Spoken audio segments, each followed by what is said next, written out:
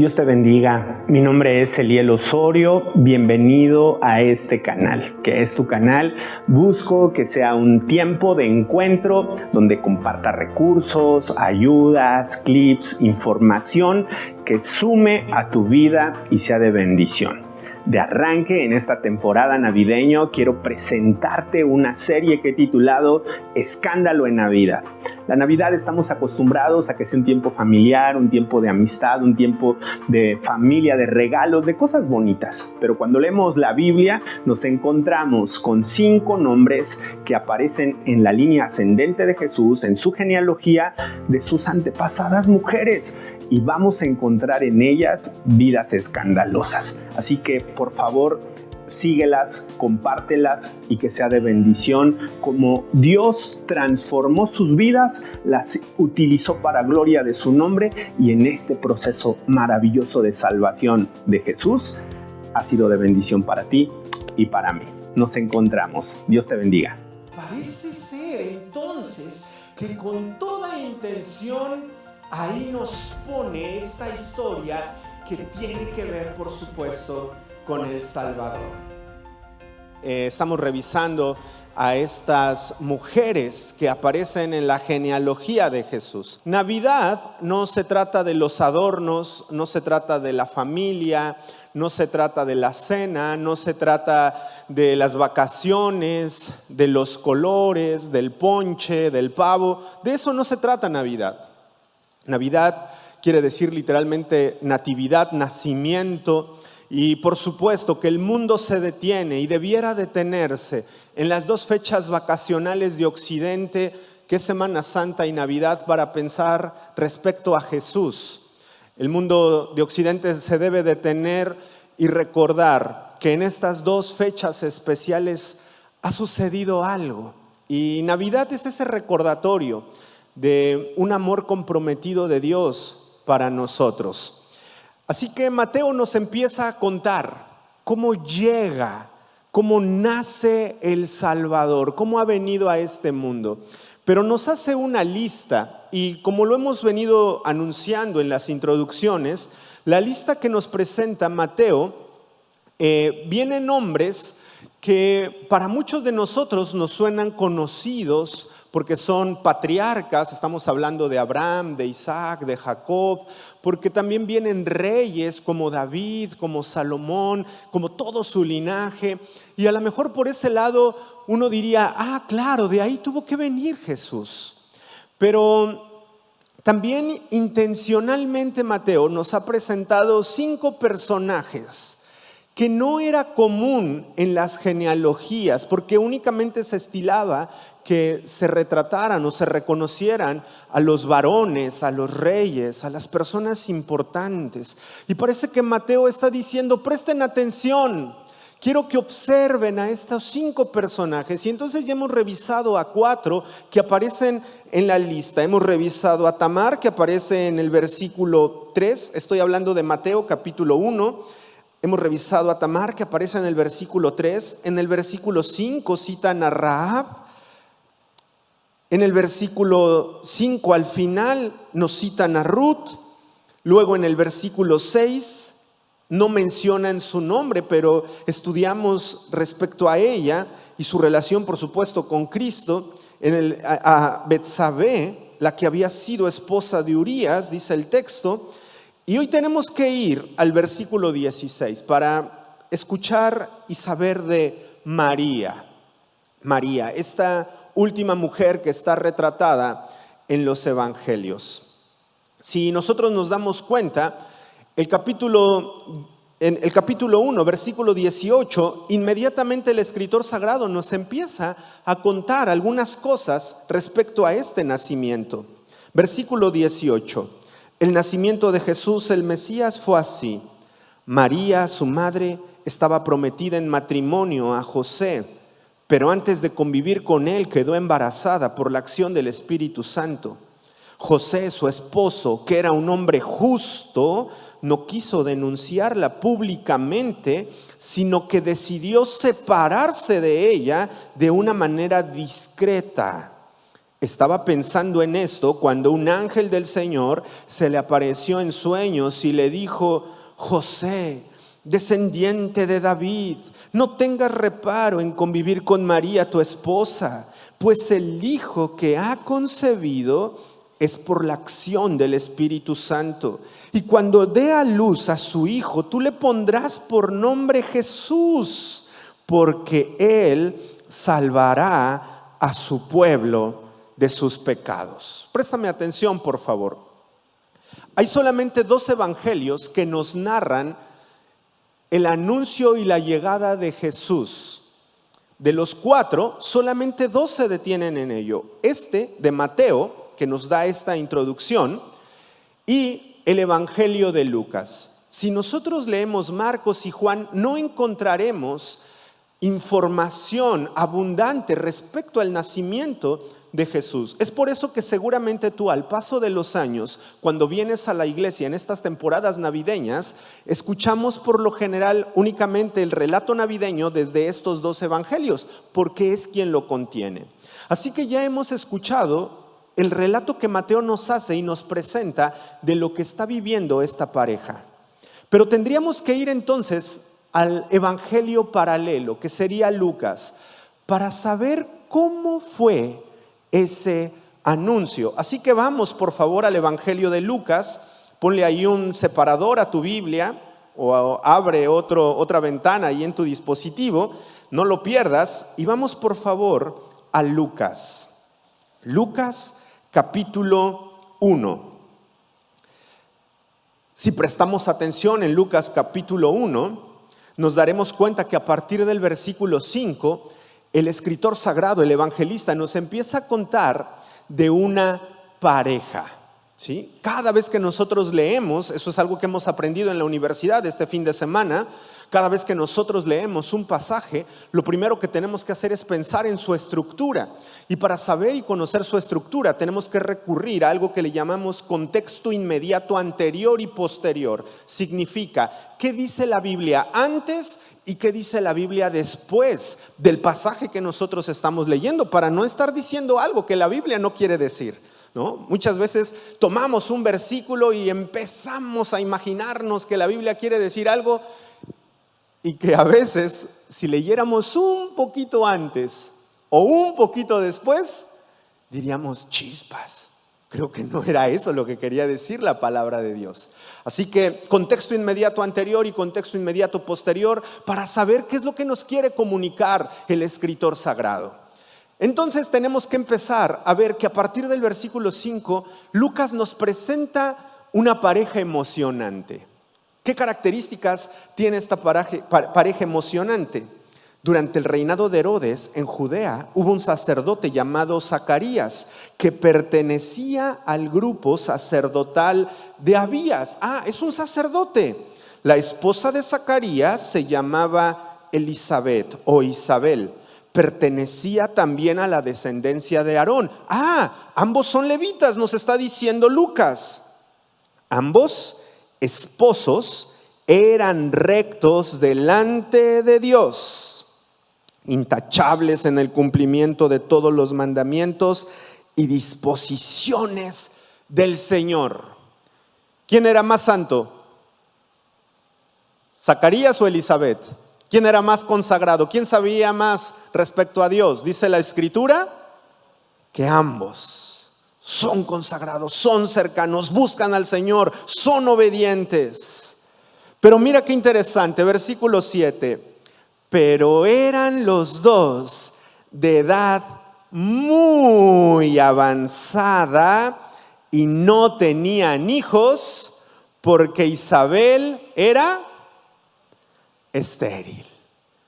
Ese es el contexto entonces que nos están platicando. El escritor sagrado dice: atención, hay una pareja sacerdotal, hay una pareja de levitas que han pasado muchos años juntos, que tienen una vida intachable, que tienen una vida hermosa juntos, que han honrado al Señor con todas sus fuerzas. Pero ¿qué creen? Dice Lucas: no han podido tener hijos. Pasaron posiblemente, si En esa edad se acostumbraba que los jóvenes se casaran en la segunda década, a partir de los 14, 20 años. Pasó esa época, la segunda década se fue y no llegaron los bebés. Llegaron los 30 y todavía había esperanzas de esta pareja y se esforzaban y confiaban en Dios, pero no llegaban los bebés. Y llegaron los 40 y dijeron, pues es la última oportunidad, pero tampoco llegaron los 40. Los 50 seguramente hubo desilusión. Había desesperanza, se fueron los 50, los 60, posiblemente los 70. Y entonces yo pienso, no lo dice la Escritura, que se han dado por vencidos. Pasaron los años y no ha llegado, no llegó. Ese hijo que tanto quisieron no llegó, ese sueño que tanto quisieron, eso que tanto le pidieron a Dios, no llegó. Pero si nosotros siguiéramos leyendo, yo voy a sintetizar por el tiempo, nos daríamos cuenta que entonces dice la Escritura que por sorteo a Zacarías le toca entrar a ofrecer el incienso. Solamente una vez en la vida le tocaba por sorteo a un sacerdote ofrecer el incienso, porque para este tiempo ya son cientos de sacerdotes, ya son cientos de levitas, y solamente te puede tocar, si te toca en sorteo, una vez en la vida. Y dice la Escritura que le toca a Zacarías. Así que cuando el sacerdote entraba y ofrecía el incienso, tenía que pedirle perdón por todos los pecados al Señor de su pueblo. Pero también le decía, Señor, sálvanos, sálvanos de este yugo de esclavitud, de lo que venimos cargando. Esa era la oración que se hacía para poder ofrecer este regalo, esta ofrenda al Señor. Pero mira qué increíble. Versículo 13 y 14. Un ángel se aparece en el templo y le dice, no tengas miedo, Zacarías. Dios ha escuchado tu oración y tu mujer Elizabeth te dará un hijo al que llamarás Juan. Tendrás una gran alegría y serán muchos los que también se alegrarán de su nacimiento. Muchos que de repente leemos rápido, pensamos que Zacarías aprovechó la única vez que pudo entrar al templo para decirle, y porfa, Señor, dame un bebé. No, por supuesto que no es la oración que hace Zacarías. La oración que hace Zacarías es de sacrificio, es de alabanza, pero también es de perdón de pecados por el pueblo. No obstante, me parece un detalle magistral de la Escritura que el ángel se aparece y le dice, Zacarías, el Señor acaba de escuchar tu oración. Y por cierto, el ángel le dice, no es que yo sea chismoso, Zacarías, pero vas a ser papá. Posiblemente ahí casi le da un infarto a Zacarías.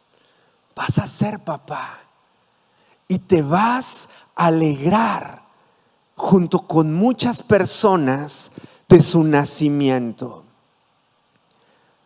Me encanta lo que dice Lucas, porque lo primero que nos quiere destacar Lucas es un bebé siempre es una buena noticia. Un bebé es una buena noticia, no importa a la edad que llegue. Pregúntale a Zacarías, pregúntale a Elizabeth. Uno de mis teólogos favoritos retrata esta escena y dice, y seguramente era sorprendente verlos entrar al Walmart y que se dirigieran estos viejitos a la sección de pañales, porque la gente que los observaba no sabía para quién iban a comprar pañales. Pero mira qué sorprendente es. Un bebé siempre es una buena noticia. Ese es el contexto para la llegada de Jesús. Claro, si nosotros seguimos leyendo, nos daremos cuenta. Vamos por favor al versículo 26, Lucas 1:26.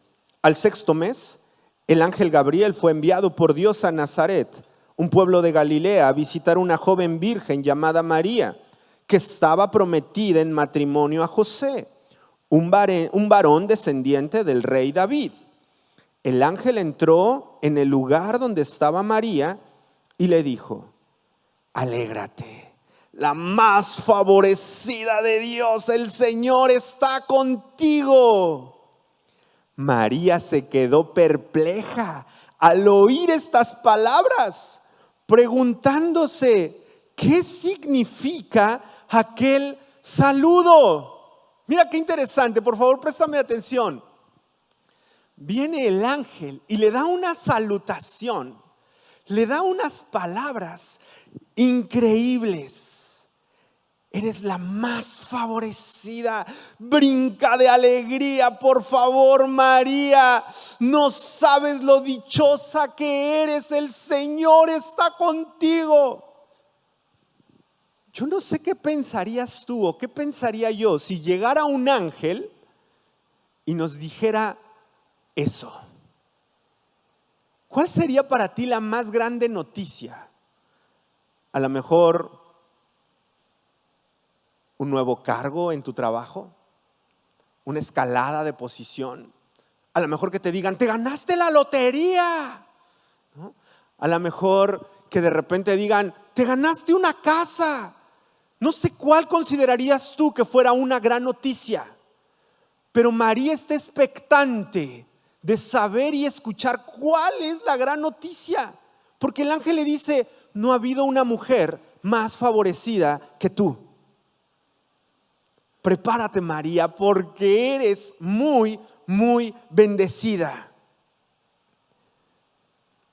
Versículo 30, pero el ángel le dijo: no tengas, ¿qué? Miedo. No tengas miedo. ¿Sabes qué es increíble? Que esta primera emoción que el ángel destaca de María, de la llegada de Jesús, no es una emoción que nosotros consideramos de temporada navideña. Cantamos por lo general los villancicos: noche de paz, noche de ¿qué? ¿De temor? De amor. Pero mira al ángel.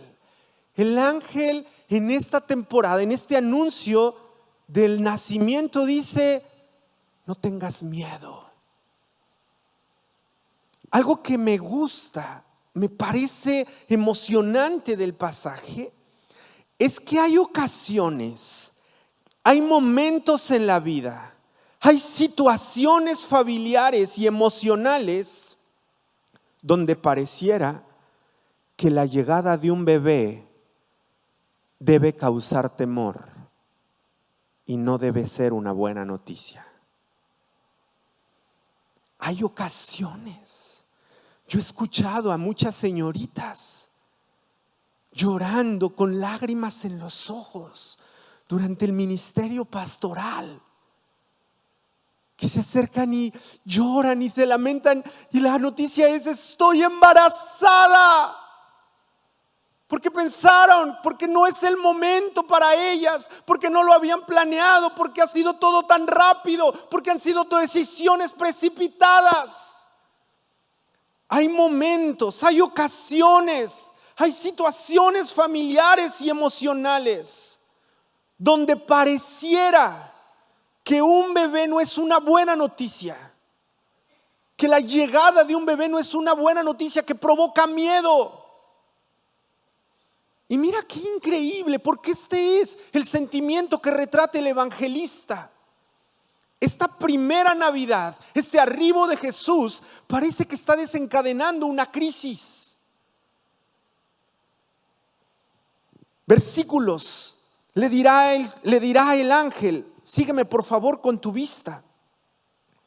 No tengas miedo, María. Versículo 30, pues Dios te ha concedido su gracia.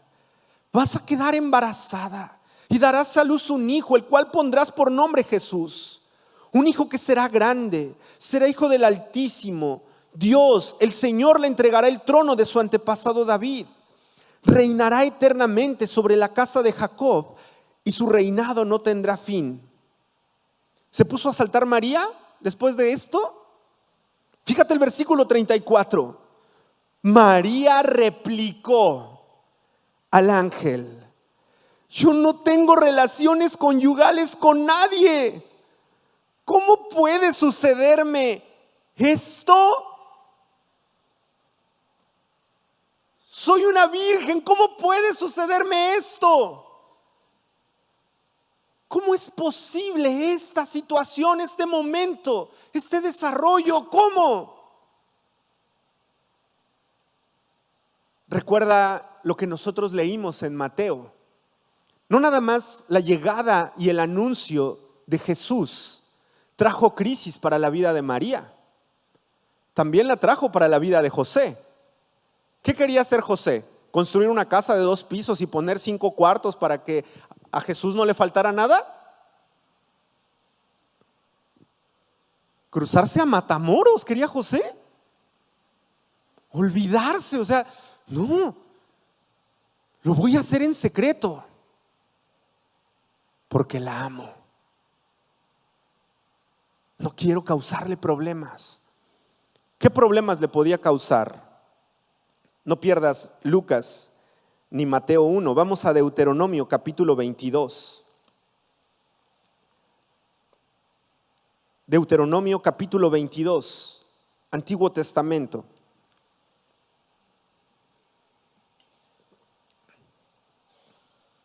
Voy a leer a partir del versículo 23.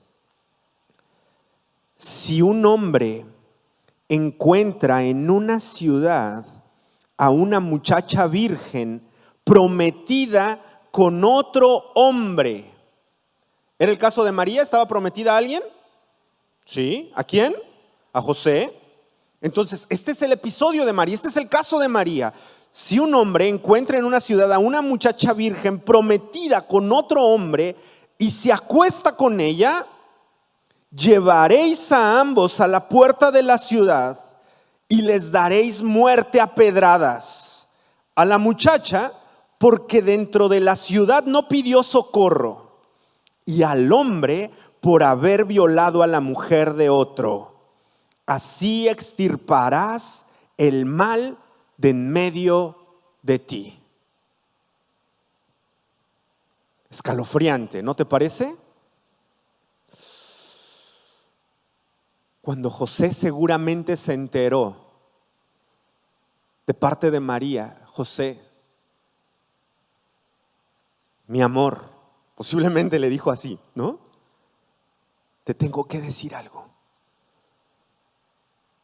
Suena imposible de creer. Estoy embarazada, pero no de un hombre, sino del Espíritu Santo. ¿Cuántos varones casados hay aquí? A ver, levante la mano. ¿Cuántos varones solteros hay aquí? A ver, levante la mano. Yo no sé cuántos hubiéramos hecho lo mismo que José. Yo creo que todos. Mira, María, te amo, pero no abuses. ¿Cómo me dices eso? ¿Cuántos casos en la historia el Espíritu Santo ha embarazado a alguien? María, por favor, no ofendas mi inteligencia. Si José fuera pacífico diría eso, ¿no? Si José fuera de Brownsville, dicen que son bien fieros. María.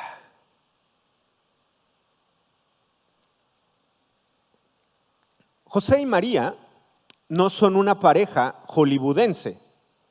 José y María no son la pareja clásica de la película donde José entra a comprar zapatos y María también, y de repente se cae un par de zapatos y entonces él se agacha al mismo tiempo con ella, y entonces cuando en el piso se voltean a ver, ahí en el piso las miradas se cruzan, la cámara hace un close-up y entonces ambos piensan, oh, es la mujer o el hombre de mi vida.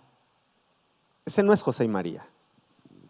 Algo que hemos hablado es que los matrimonios en ese tiempo los decidían los padres. Los decidían los padres. Seguramente los padres de José acordaron con los padres de María y dijeron que nuestros hijos se casen. Claro, tampoco eso implica que ellos no se quisieran. Porque cuando nosotros vemos el perfil que nos marca Marcos y el perfil de Lucas, nos damos cuenta que ambos son personas justas, comprometidas con Dios, excepcionales en muchas áreas. Incluso lo que acabamos de leer en Mateo es que él era justo, José era justo. No quería dañarla, quería protegerla. Es fácil enamorarse de un hombre así, de una mujer así, ¿no es cierto? Es fácil que broten sentimientos de compromiso, de bondad hacia el otro. Así que no dudamos que eso provoca también ilusión. En el contexto de Palestina del primer siglo, estos jóvenes seguramente tienen un futuro soñado. Son jóvenes, por supuesto, María mucho más joven. Algunos historiadores creen que no tiene más de 20 años. Es una jovencita María. José ya tiene, por supuesto, más de 20, ¿no? Pero aún así son jovencitos, son jóvenes. Y entonces ellos piensan que van a vivir un sueño de años, de construcción, donde vendrán los hijos, donde lucharán juntos, donde van a amar al Señor durante años. Pero de repente viene esta noticia, el nacimiento, la llegada, el embarazo. Y parece que hay una crisis aquí, no solamente de María, también de José. ¿Qué tiene que hacer José? Según lo que acabamos de leer en Deuteronomio, tiene que llevarla a las puertas de la ciudad, tiene que presentar el caso frente a testigos, y entonces los testigos van a hacerle un juicio, los ancianos van a hacerle un juicio, y entonces van a llevar y van a buscar quién fue el que embarazó a esa muchacha, y los dos los van a poner en la puerta de la ciudad y los van a matar a pedradas. Eso es lo que tiene que pasar. Pero José quiere escapar. Él no sería capaz, dice, de causarle daño a María. Quiero que ella salga lo menos agraviada posible. Si alguien la señala, pero que no sea por mi causa, que yo no sea el motivo. No me puedo quedar con ella, pero no quiero que le pase nada malo. La llegada de Jesús para esta primera pareja de inicio causó una situación de inestabilidad. Navidad nos recuerda que la llegada de Jesús no representa toda la alegría que se esperaba. La llegada de Jesús nos recuerda que muchas veces la llegada de Jesús no es tan armónica como esperábamos. A veces te dicen, ven a Jesús, que se va a componer tu vida. Ven a Jesús, que tus problemas se van a acabar. Ven a Jesús, que tu vida se va a resolver. Como si Jesús llegara con una varita mágica. Pero José y María dirían, no es cierto. No es cierto, no es así. Una hermana de la iglesia tiene poco que se acaba de fracturar un brazo. Saliendo de una actividad de la iglesia, pisó un hueco y se fracturó un brazo. Y cuando ella estaba desanimada porque estaba pasando una situación de dolor, de tristeza, fue incluso el domingo a los 8 días a la iglesia a pedirle ayuda al Señor. Y cuando regresó del culto, habían vaciado su casa. Y la pregunta es, ¿por qué? ¿Por qué? ¿Sabes? Eso está comprobado. las más grandes pruebas o los problemas que le pasen a la vida del creyente, ¿sabes en qué día llegan? Por lo general, en domingo. No quiero decir que hoy, primeramente Dios, que terminemos el día de hoy sin contratiempos. Pero son los domingos. ¿Sabes por qué? Porque hay seres que trabajan día, tarde y noche, marchas forzadas, para que tú y yo le demos la vuelta al Señor, la espalda al Señor y digamos, no vale la pena seguirlo. Así que de repente, José y María parece que tienen algunos problemas de arranque. No es lo que ellos pensaron. Regresemos a Lucas. Quiero que vayamos cerrando.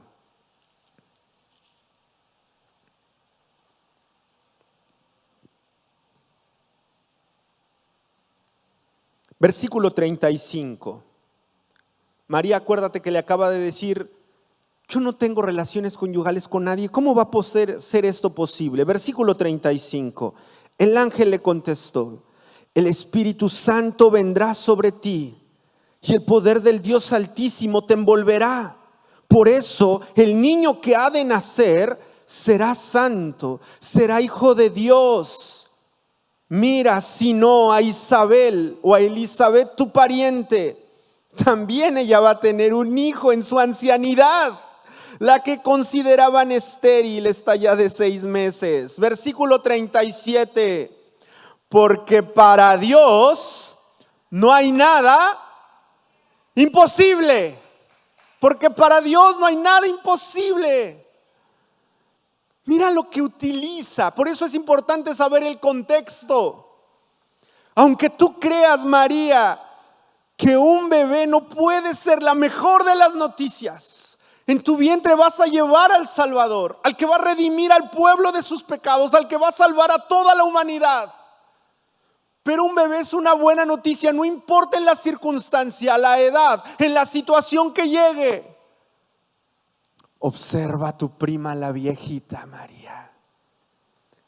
Va a ser mamá. Harán chambritas al mismo tiempo tú y ella. Ese es el poder de Dios. No hay nada imposible para Él. Lo que viene a continuación me parece algo muy emocionante. Versículo 38. Posiblemente si María viviera en este tiempo, le seguiría dando excusas al ángel. Pondría peros. Posiblemente le preguntaría al ángel, ¿y José? ¿Qué va a pasar con él? Yo ya tenía un futuro, tenía planes. No puedo hacer esto. Antepondría a lo mejor su proyecto personal antes que la causa de Cristo. Pero ¿sabes qué es tremendo del versículo 38? La respuesta de esta mujer. María dijo, yo soy la esclava del Señor, que Él haga conmigo como dices. Yo soy la esclava del Señor, que Él haga conmigo como dice. La Navidad es un recordatorio que Él, el que nació, no solamente es alguien que vino a salvarnos, porque esa es la Navidad, ese recordatorio. Él vino a salvarnos a nosotros. La Navidad, escúchalo muy bien por favor, es un recordatorio que Él también vino a señorearnos. No solamente vino a salvarnos, Él vino ¿a qué? A señorearnos. Es verdad que Él quiere ser tu Salvador, pero Él también quiere ser tu Señor, el que dé las órdenes, el que te diga por dónde, el que te lleve por pastos delicados, por amor a su nombre, el que te ponga frente a las aguas vivas para que tú seas como ese árbol que da su fruto a su tiempo y su hoja no cae y todo lo que hace prosperará. Para eso quiere ser tu Señor, para que tengas vida y vida en abundancia, para que no importa lo que venga a nuestro paso en el futuro, podamos descansar confiados en Él.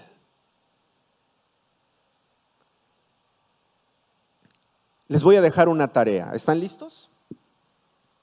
En casa vas a comparar dos pasajes. Allí en Lucas,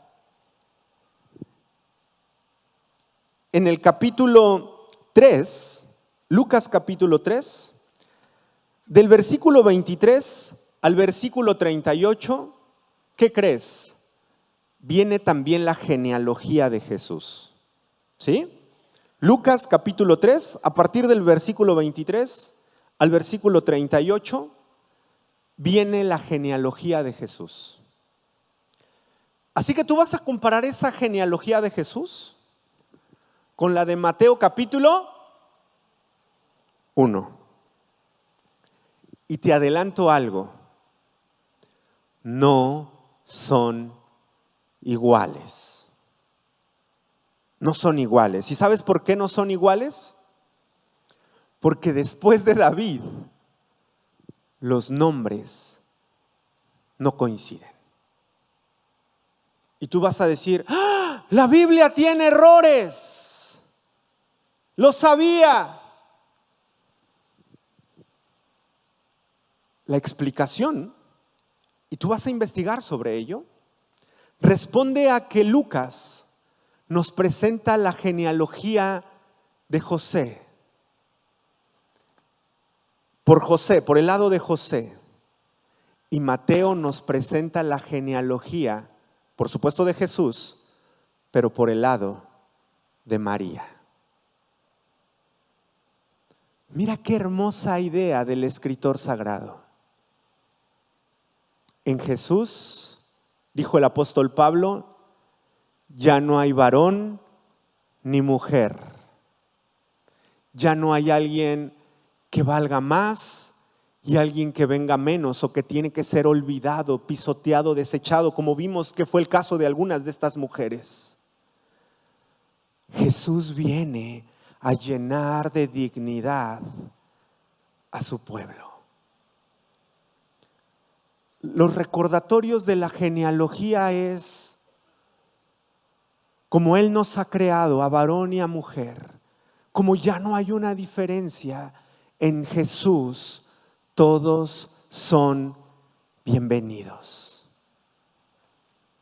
El segundo recordatorio que nos hace la genealogía es, no importa tu pasado, no importa de dónde vengas, no hay algo escandaloso que Dios no pueda perdonar.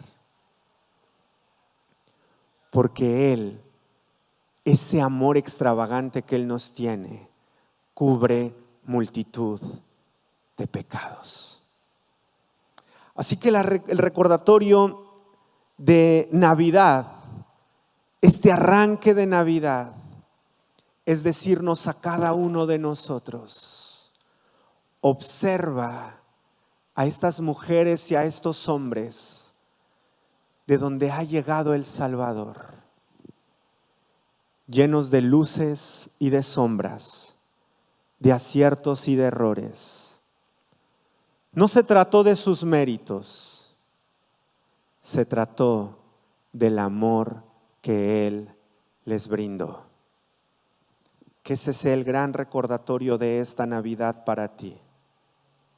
No se trata de tus méritos o de los míos. Se trata del amor de Dios para nosotros. Cierra tus ojos, por favor. Padre, gracias. Gracias porque tu palabra nos recuerda que podemos ir a ti confiados, seguros de tu provisión, de tu amor y tu esperanza. Gracias porque tú no faltas, porque estás presente, porque no importa que en algún momento la llegada de Jesús a nuestras vidas represente incluso temor. Tu amor triunfará, tu verdad resplandecerá, tu esperanza nos cobijará, porque no hay nada imposible para ti. Yo te suplico en el nombre de Jesús que tus hijas y tus hijos esta noche regresen a casa con la confianza de que nada nos puede separar de tu amor. Que ellos regresen pensando en este Dios de María y de José, que les cambiará la vida para bien, que los incluirá en su propósito, en sus planes, como nos incluyes a nosotros, como nos metes a tus planes de esperanza, de bondad y de amor. Consuela los corazones de tus hijos y tus hijas que esta noche pareciera que están sin un futuro, con dolores, con angustias, con quebrantos. Y permite que esta temporada, que estas fechas esté cargado de un simbolismo que nos abrigue días luminosos y de esperanza. Gracias. En el nombre glorioso de Jesús lo pedimos. Amén y amén. Que Dios les bendiga.